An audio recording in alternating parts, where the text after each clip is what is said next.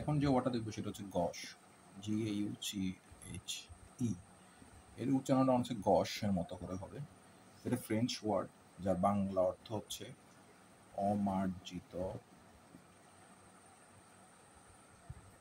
Unrefined, তারপরে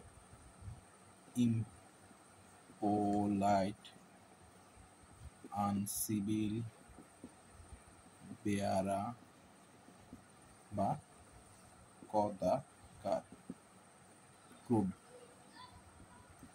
awkward, clumsy.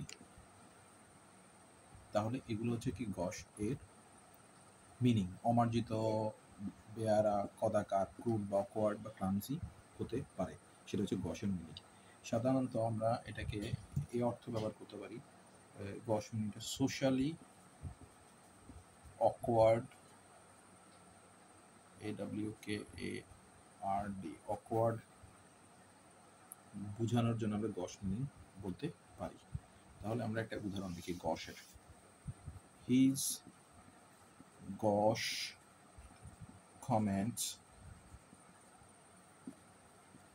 about her clothes made everyone at the party uncomfortable। তাহলে গশ মানে হচ্ছে যে তার যে অমার্জিত ব্যবহার বা তার অমার্জিত মন্তব্য পোশাক সম্পর্কে, her clothes, about her clothes, his caution about her clothes made everyone at the party uncomfortable। তাহলে কি সোশ্যালি ক্লামজি ও ইনঅ্যাপ্রোপ্রিয়েট বোঝানোর জন্য গশ শব্দটা ব্যবহার করা যায়। GOUCH, গশ।